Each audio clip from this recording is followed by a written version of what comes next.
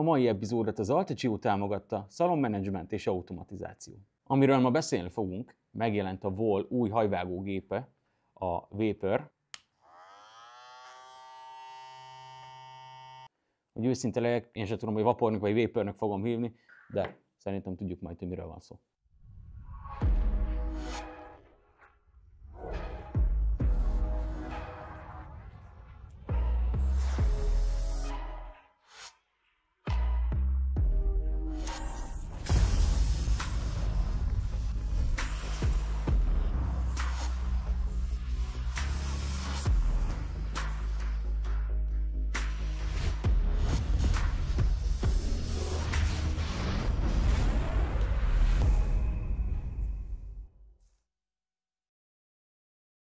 Beszéljünk a szemmel látható különbségekről.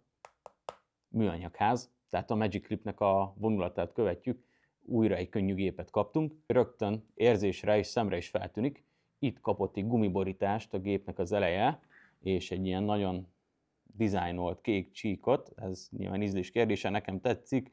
Kicsit futurisztikusabb lett, mint az eddigi gépek. Én biztos vagyok benne, hogy ezen a gumin ez a bordázottság, ez nagyon hamar kopni fog a mindennapi használat mellett. Egyébként tök jó, nagyon jó fogni, tényleg stabilabb a tartása, kényelmesnek kényelmes. Bekapcsolva, itt látszik a kis LED indikátor, ugyanúgy a töltöttségjelző is. A gépnek a hátulján láthatóak a már jól megszokott Wall új járatok. Én speciál nagyon nem szeretem azokat a mikrofonformájú gépeket, mint a Babyliss-nek az FX, ami egyáltalán nem a kezedre lett gyártva, kitalálva. Itt tök jó, hogy megfogod a gépet, és érzed, hogy hova kell helyezni az ujjad, és sokkal ergonomikusabb, kényelmesebb is ezt így a mindennapokban használni. Ugye ez az oldalsó bekapcsoló, ez nem feltétlenül a balkezeseknek kedvez, tehát jobb kéznél áll, kézre hüvelykújas bekapcsolás és a vágófejállítás. Bár azt hiszem, ez minden gépnél így van, talán egy-két gambagépnél átszerelhető ez az oldalsó állítókar, és hogyha itt van a testen a csúszkás fellekapcsoló, akkor igazából mindegy, hogy bal vagy jobbkezes vagy.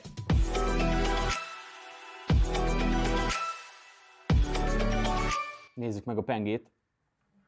Egy teljesen új pengével jelentkezett a Wall, F32 Fade Out Fantázia néven. 32 foga van a pengének, ami elég sűrűnek számít. Gyártó elmondása szerint 50%-kal több fog található benne, mint a Magicnek a pengéjébe. Nézzük is meg.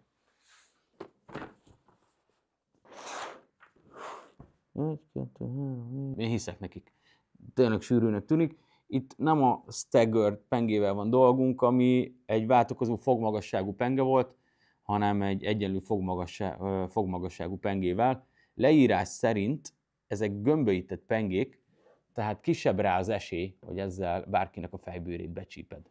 Szintén a gyártó állítása az, hogy tisztázásra és fadingre ugyanúgy alkalmas ez a penge és ez a gép, két ok miatt is. Az egyik a penge kialakítása, a másik pedig az erős motor gyakorlatilag, amit itt tisztázáshoz elengedhetetlen. A motorra még visszatérünk. Viszont van egy nagyon érdekes új bevonata ennek a pengének, ez az úgynevezett PVD bevonat, aminek egy kicsit utána olvastam, mivel nem volt egyértelmű számomra. Ott találtam meg ezt az érdekességet, hogy ezt Physical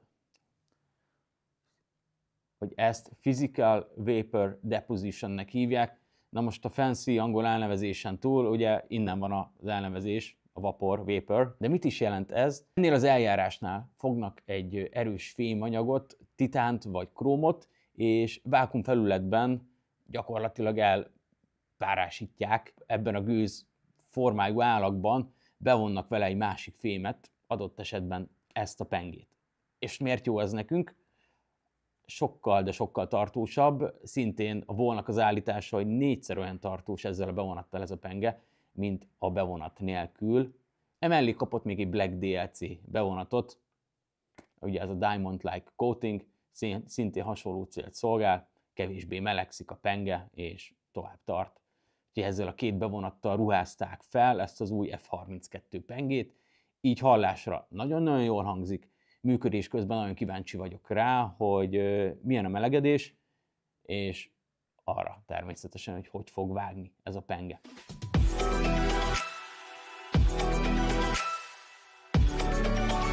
Beszéljünk még adatokról és specifikációkról. Könnyebb, mint a Wall Magic Clip, és mint a Magic Clip Gold.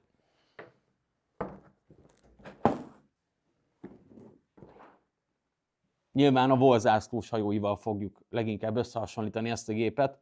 Ugye a Magic Clip egy elég régi formula, de egy csodálatosan bevált formula. Szinte mondhatnám azt, hogy a hajvágógépek dinnyismercie, ugye kijött belőle egy aranymerci is, ami egy kicsit erősebb motorral és extrább DLC bevonatú pengével érkezett.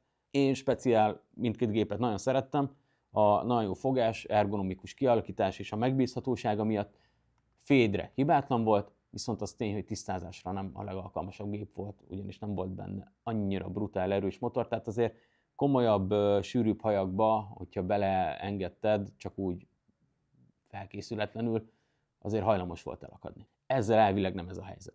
Ő 280 g, Magic Clipünk 285 g, és az arany 290 g. Ugye nem sok 5 g-okról beszélünk, mint különbség, nem hinném, hogy érezhető, a lényeg, hogy könnyű.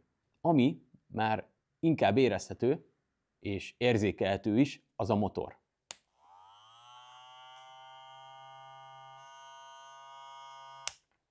Van egy ilyen felpörgés státusz, amikor bekapcsolod a gépet. Hallgassátok! Én azt következtetem le ebből, hogy ez is az alaplapi motorvezérlés. Ugye szintén gyártói adat, hogy mindegy, milyen hajba, milyen ellenállásba ütközik bele a gép, azt a 8000 RPM-et azt mindig tartani fogja. Ez is kicsit olyan, hogy ez az innováció már más gyártóknál régebben megjelent, a Babyliss-nél és a Gammánál már szintén voltak ilyen chipvezérelt motorok, amik ugyanezt a célt szolgálták.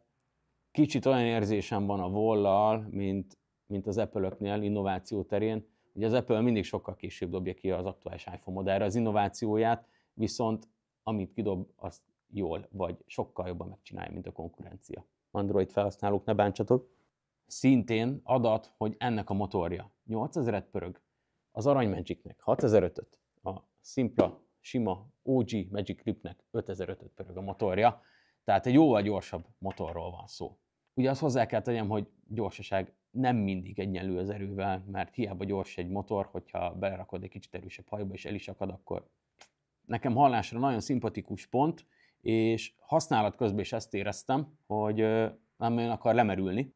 A száraz adatok alapján ő 150 perc üzemidőre képes, ők pedig 100 perc üzemidőre képesek, mind a három 60 perces, azaz 1 órás töltés mellett.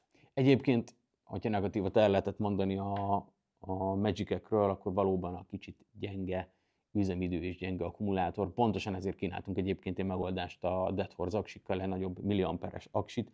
Egyébként tök érdekes, hogy a gyártó nem tér ki egyik gépnek se a milliamperére, hogy hány milliamperes aksia van, ami pedig egy fontos adat, hogy mekkora aksit pakolnak egy gépbe.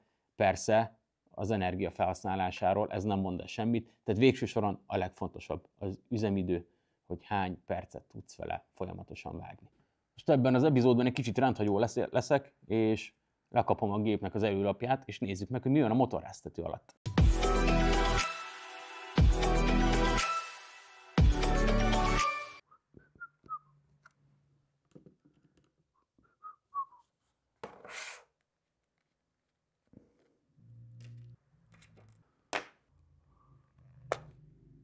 Belülről sok újdonságot nem látunk, a jól bevált Wall formula. Ugye bekapcsoló gomb, itt van ez a kis golyó, amivel érintkezik ez a fémlap, és ő zárja össze az áramkört. Jó hír, hogy alkatrészként ugyanez működik bele. Egyébként ilyen elég, és ezt más tesztekben is láttam, ilyen elég könnyen kiesik az aksi. Bár nyilván rá van rakva az előlap, akkor nem tud mozogni, tehát nem kéne, hogy nagy gondot jelentsen. Ahogy látom, kapott egy egész jó motorházat, alatt egy ilyen kis szivacs réteggel a rezgés csillapításának érdekében. Szerkezetileg nagyon hasonló, mint az eddigi Wall gépek. Aksi. 2600 mA, na most összehasonlításképp 2200 mA, a Magicben 3400 mA a Dead Horse akkumulátor, Egyébként ugyanaz a standard méret, tehát akár bele is pattinthatnám. Szép kék belseje van. A penge olyan jól be van állítva gyárilag, hogy azt most nem szívesen bántom, de ugyanaz a cam follower van benne, mint eddig. Tehát nagy változást itt sem látok. Ugyanúgy kompatibilisek vele esetleg a kerámia pengék, de azt mondom, hogy talán itt nem is érdemes kerámiáról beszélgetni, mivel annyira jó lett ez a gyári penge.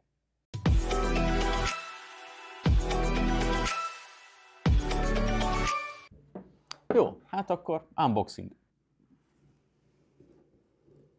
Nézzük. Egyébként azt meg kell említsem, hogy ez a influencer doboz, vagy minek hívják ezt, tehát most ennek a tartalmát fogjuk megnézni.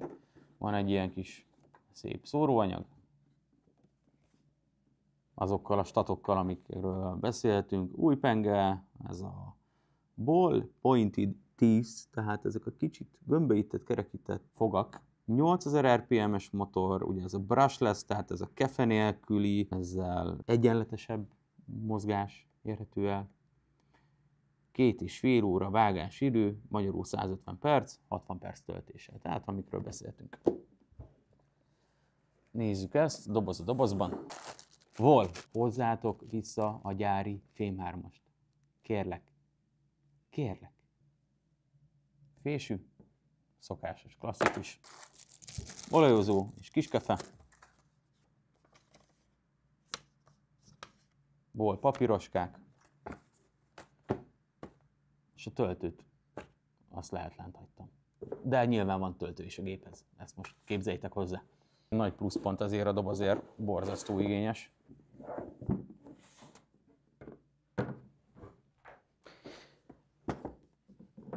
Teljesség igénye kedvéért ilyen dobozban kapjátok meg a gépet, ha rendeltek. És igen, kaptok hozzá töltőt. És most kibontom. Ennek a leendő tulajdonosa lehet nem örül, de bárki is kapja. Elrejtem neki ezt a szép Dead Horse aksit benne. Kedves vásárló, szívesen. Tehát így néz ki a gyári gép unboxinga. Pengevédő, ezt próbáljátok meg nem elhagyni. És ebbe a kis dobozba található minden finomság, őt viszont tényleg nem bontom ki. Elhiszem, hogy benne van a toldófésű, az aksi, a kisolaj. Hát, akkor elérkezett az igazság pillanata. Nincs más hátra, mint próbáljuk ki.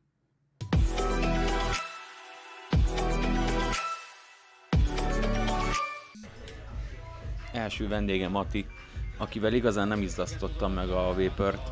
Neki csak egy finom satírt húztam, és egy nagyon picit majd fésűgépezek a hajába később, hogy a kis plusz tömeget eltüntessem. Ami itt feltűnt, hogy a penge az tökéletesen alkalmas taperök behúzására. Nem egy szögegyenes pengéről beszélünk, mint mondjuk egy fade blade-nél, nem is egy taper penge, valahol a hajlítottsága a kettő között van. Én azt vettem észre, hogy fadingelni, taperezni és tömeget eltüntetni egyébként tényleg mind-mind alkalmas, tehát mindre jó volt, és nem éreztem sehol hiányosságot, vagy egy másik gépet akarnék elővenni.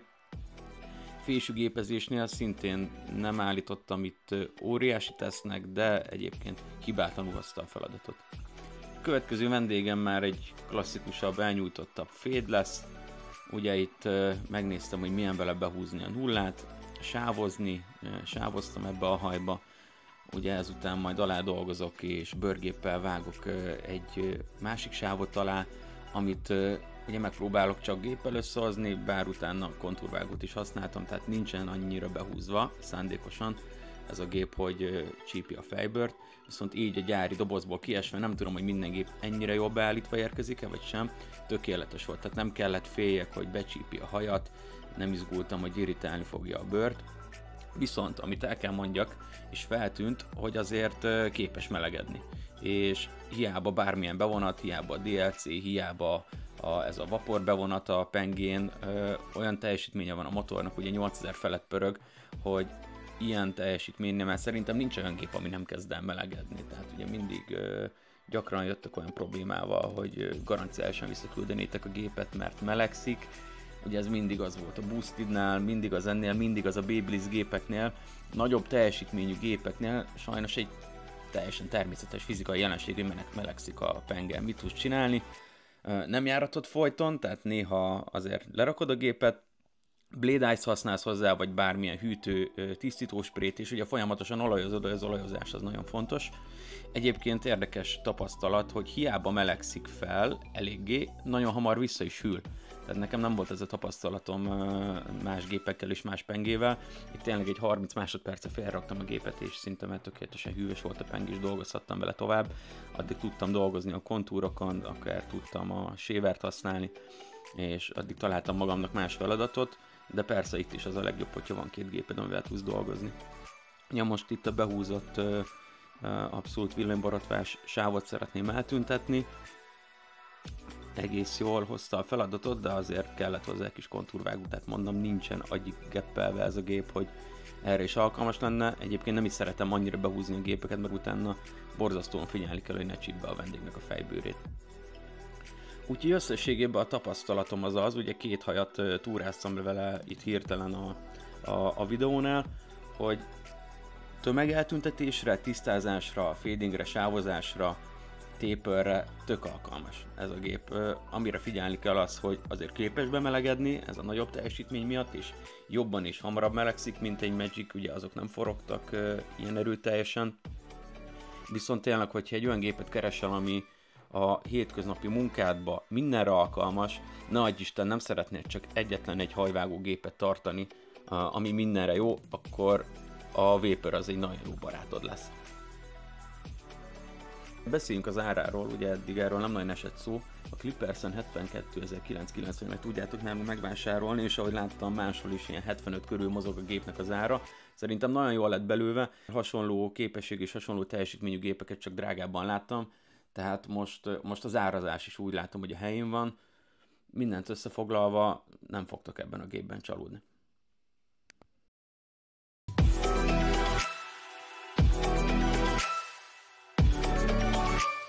Szeretném összefoglalni, borzasztó jó upgrade a Volttól, végre nem csak kozmetikai felvarrás és apró újítások, hanem egy új ház, egy új konstrukció, de mégis egy jól bevált formula. Szerintem több barber nagy kedvence lesz a következő években a Vapor. Most úgy érzem, hogy végre újra rátalált a Volt az innováció útjára, amit én az utóbbi években egy kicsit hiányoltam tőlük. Az az egy pont mínusz itt a gumifelület könnyű kopásának, és még egy ettől is kicsit szombasabb aks is bőven elférhetett volna ebbe a gépbe. Úgyhogy mindenkinek borzasztóan ajánlom, ha csak egy gépet veszel, és nem vennél külön gépet tisztázásra, fadingre, ez mindenben tökéletesen ki fog elégíteni. Biztos vagyok benne, hogy az elkövetkezendő években egy komoly upgrade lesz mindenkinek a pultján, és szeretni fogjátok ezt a gépet. Találkozzunk minél hamarabb. Kövess minket itt YouTube-on, hamarosan újra jelentkezünk.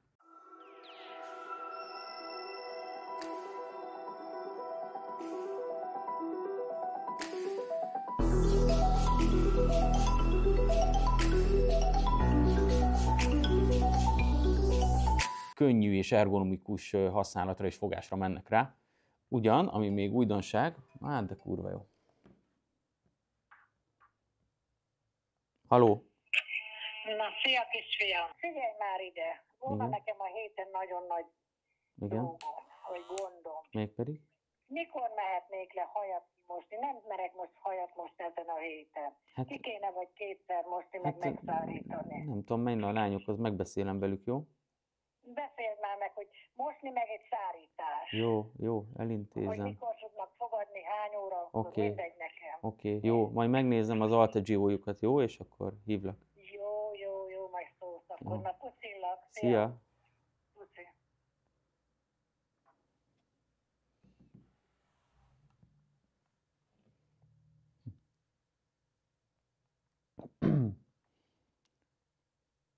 Beszéljünk a szemmel látható különbségekről.